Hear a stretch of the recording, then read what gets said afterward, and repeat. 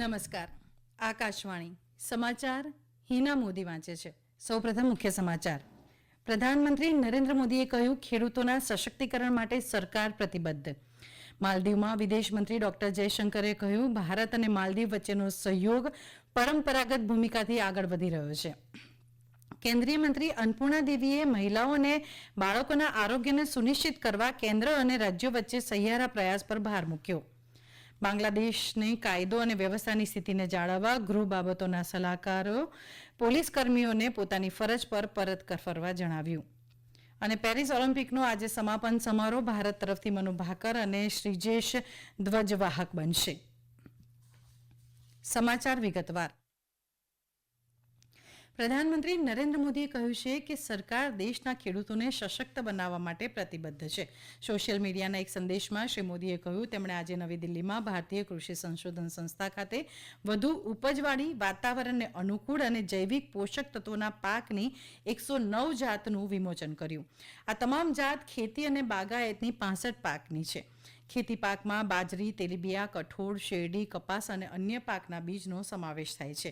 જ્યારે બાગાયતી પાકમાં ફળ, શાકભાજી, કંદ, મસાલા, ફૂલ અને ઔષધીય વનસ્પતિઓના બીજનો સમાવેશ થાય છે. આ પ્રસંગે પ્રધાનમંત્રીએ ખેડૂતો અને વૈજ્ઞાનિકો સાથે સંવાદ કરતા કહ્યું કે આનાથી ખેતીમાં વૃદ્ધિ થશે. ખેડૂતોએ કહ્યું કે આ નવી જાતથી તેમનો ખર્ચ ઘટશે અને પર્યાવરણ પર પણ સારી અસર થશે. પ્રાકૃતિક ખેતીને પ્રોત્સાહન આપવા માટે સરકારના પ્રયાસોની પણ ખેડૂતોએ પ્રશંસા કરી હતી. मेरा नाम नीतू कुंडू है और मैं गाजियाबाद से हूँ. आज हमारे माननीय प्रधानमंत्री जी ने 109 फसल के बारे में बात की और लॉन्च किया. उससे हम किसानों को काफ़ी फ़ायदा होगा. नए बीज के अंदर गर्मी से लड़ने की भी क्षमता है और बारिश से लड़ने की भी क्षमता है. उससे हमारा समय भी बचेगा और उसमें जो हम पैसे लगाते हैं वो भी कम लगेगा पैसा और मजदूरी भी बचेगी. तो उससे हमारी आमदनी भी बढ़ेगी, तो किसान को इससे फायदा है. શ્રી મોદીએ બાજરીનો ઉલ્લેખ કરતા કહ્યું કે લોકો પૌષ્ટિક ખોરાક તરફ આકર્ષાઈ રહ્યા છે.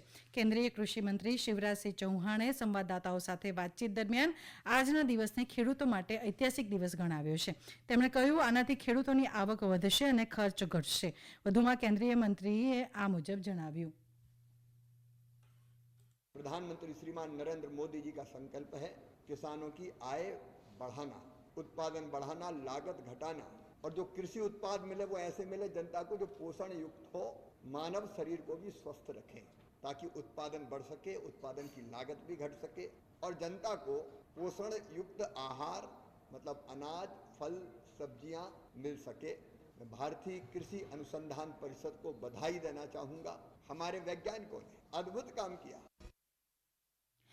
વિદેશ મંત્રી ડોક્ટર સુબ્રમણ્યમ જયશંકરે કહ્યું, ભારત અને માલદીવ વચ્ચેનો સહયોગ પરંપરાગત ભૂમિકાથી આગળ વધી રહ્યો છે. માલદીવ એ હિન્દ મહાસાગર વિસ્તારમાં એક મુખ્ય ભાગીદાર છે. ડોક્ટર જયશંકરે માલદીવમાં અદુ સુધારણા અને દરિયાકાંઠાની સલામતીના પ્રોજેક્ટનું ઉદ્ઘાટન કરતા કહ્યું, આ વિકાસ સહકારનો ઉદ્દેશ્ય માલદીવના લોકોને લાભ આપવાનો માર્ગ શોધવાનો છે. ભારતે આ બંને પ્રોજેક્ટમાં માલદીવ સરકાર સાથે ભાગીદારી કરી છે, જેથી અદુને પ્રાદેશિક હબ તરીકે વિકસાવવા ટકાઉ માર્ગ શોધી શકાય. ડોક્ટર જયશંકરે ઉમેર્યું કે 8 કરોડ અમેરિકી ડોલરની કિંમતના આ મહત્વાકાંક્ષી કાર્યક્રમમાં પ્રવાસન વિકાસના ઉદ્દેશની સાથે સાથે અદુના સમગ્ર આર્થિક વિકાસનો સમાવેશ થાય છે. તેમણે કહ્યું, આનાથી રોજગાર, ઔદ્યોગિક સાહસિકતા અને વેપારની યોગ્ય તકનું સર્જન થશે. ડોક્ટર જયશંકરે કહ્યું, છેલ્લા કેટલાક વર્ષમાં ભારતે અદુમાં લગભગ 22 કરોડ અમેરિકી ડોલરનું રોકાણ કર્યું છે. આ સમાચાર આપ આકાશવાણી પરથી સાંભળી રહ્યા છો. આ સમાચાર આપ અમારી YouTube channel AIR news Gujarat પર પણ સાંભળી શકશો.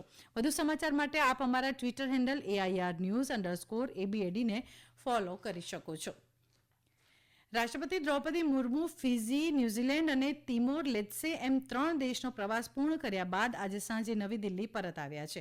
તેમના આ પ્રવાસ દરમિયાન મહત્વપૂર્ણ ક્ષેત્રમાં સમજૂતી પર હસ્તાક્ષર કરાયા હતા.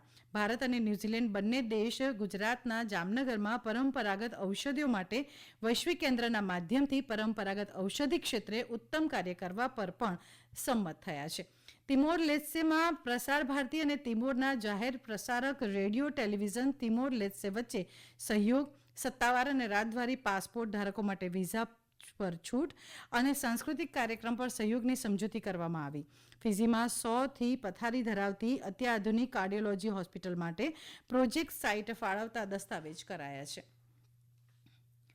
મહિલા અને બાળ વિકાસ મંત્રી અન્નપૂર્ણા દેવીએ દેશમાં મહિલાઓ અને બાળકોના આરોગ્યને સુનિશ્ચિત કરવા માટે કેન્દ્ર અને રાજ્યો વચ્ચે સહયોગી પ્રયાસના મહત્વ પર ભાર આપ્યો છે.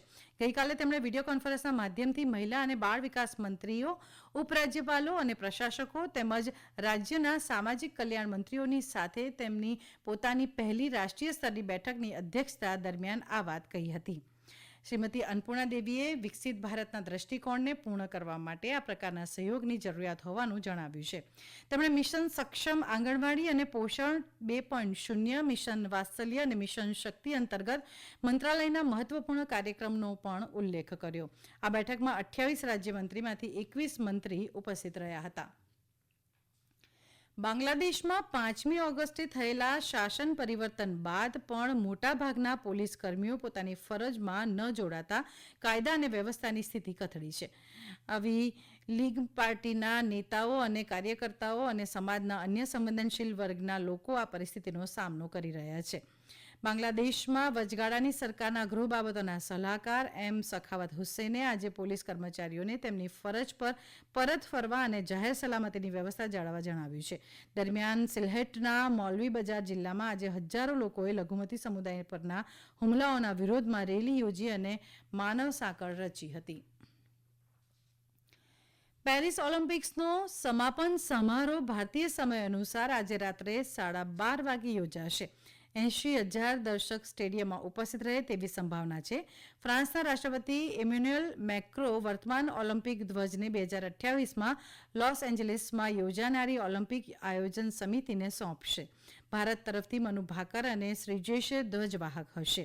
આજે છેલ્લા દિવસે નેધરલેન્ડના 31 વર્ષીય સિફાન હસને સ્પ્રિન્ટ ફિનિશમાં મહિલાઓની મેરેથોનમાં સુવર્ણચંદ્રક જીતીને પોતાનો ત્રીજો ચંદ્રક હાંસલ કર્યો છે. જ્યારે યુએસ મહિલા સોકર ટીમે 2012 પછી પોતાનો પ્રથમ સુવર્ણચંદ્રક જીત્યો અને યુએસની પુરુષોની બાસ્કેટબોલ ટીમે સતત 5મી સમર ગેમ્સનું શીર્ષક જીત્યું છે.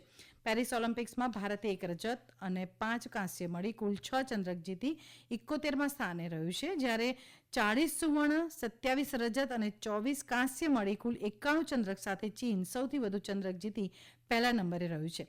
38 સુવર્ણ, 44 રજત અને 43 કાંસ્ય મળી કુલ 125 ચંદ્રક સાથે યુએસએ બીજા નંબરે, તો 20 સુવર્ણ, 12 રજત અને 13 કાંસ્ય મળી 45 ચંદ્રક સાથે જાપાન ત્રીજા નંબરે રહ્યું છે.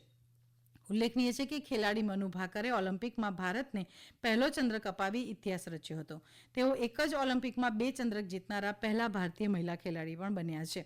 સ્વપ્નિલ કુસાલે શૂટિંગમાં ભારતને ત્રીજો ચંદ્રક અપાવ્યો હતો. ઉપરાંત હોકીમાં ભારતીય પુરુષ ટીમે કાંસ્ય ચંદ્રક, નીરજ ચોપરાએ ભાલાફેંકમાં રજત, કુસ્તીબાજ અમન શહેરાવતે કાંસ્ય ચંદ્રક અપાવ્યો છે. સુદાનમાં ભારે વરસાદના કારણે મૃત્યુ પામનાર લોકોની સંખ્યા વધીને 53 થઈ છે. દેશના આરોગ્ય મંત્રાલયે એક નિવેદનમાં જણાવ્યું કે વરસાદ સંબંધિત વિવિધ ઘટનામાં અત્યાર સુધીમાં 208 લોકો ઇજાગ્રસ્ત થયા છે. જ્યારે વરસાદના કારણે 9,500થી વધુ પરિવાર અસરગ્રસ્ત બન્યા છે. સતત ભારે વરસાદના કારણે 9 રાજ્યમાં 2,000થી વધુ મકાન ધરાશયી થયા છે અને 4,000થી વધુ મકાનને થોડું નુકસાન પહોંચ્યું છે. ભારતીય હવામાન વિભાગે હિમાચલ પ્રદેશ, ઉત્તરાખંડ, પૂર્વ રાજસ્થાન, ઉત્તર પ્રદેશ, અરુણાચલ પ્રદેશ, આસામ, મેઘાલય અને બિહારમાં આગામી 7 દિવસ ભારે વરસાદની આગાહી કરી છે. જ્યારે પશ્ચિમ અને મધ્ય ભારતમાં સામાન્ય વરસાદની સંભાવના છે. હવામાન વિભાગના અનુસાર કેરળ, તમિલનાડુ અને કર્ણાટકના ઉત્તર વિસ્તારમાં આગામી 5 દિવસ સુધી ભારે વરસાદની પણ આગાહી છે. જ્યારે રાષ્ટ્રીય રાજધાની દિલ્હીમાં સામાન્ય વરસાદ નોંધાતા દિલ્હીવાસીઓએ રાહત અનુભવી છે. જમ્મુ કાશ્મીરમાં ઉપરાજ્યપાલ મનોજ સિંહાએ આજે શ્રી માતા વૈષ્ણોદેવીના દર્શન કર્યા. દરમિયાન તેમણે કેન્દ્રશાસિત પ્રદેશની શાંતિ, સમૃદ્ધિ અને પ્રગતિ માટે પ્રાર્થના કરી હતી. ભારતીય જનતા પાર્ટીએ હિડનબર્ગ રિપોર્ટ અંગે વિપક્ષ પર નિશાન સાધ્યું છે. પાર્ટી પ્રવક્તા સુધાંશુ ત્રિવેદીએ સંવાદદાતાઓ સાથે સંવાદ કરતા કહ્યું કે છેલ્લા કેટલાક વર્ષથી જ્યારે પણ સંસદ સત્ર શરૂ થાય છે તો કોઈ વિદેશી રિપોર્ટ જાહેર કરી દેવાય છે. અંતમાં મુખ્ય સમાચાર ફરી એકવાર. પ્રધાનમંત્રી નરેન્દ્ર મોદીએ કહ્યું, ખેડૂતોના સશક્તિકરણ માટે સરકાર પ્રતિબદ્ધ છે. કેન્દ્રીય મંત્રી અન્નપૂર્ણા દેવીએ મહિલા અને બાળકોના આરોગ્યને સુનિશ્ચિત કરવા કેન્દ્ર અને રાજ્યો વચ્ચે સહિયારા પ્રયાસ પર ભાર મૂક્યો. આકાશવાણી પરથી સમાચાર પૂરા થયા.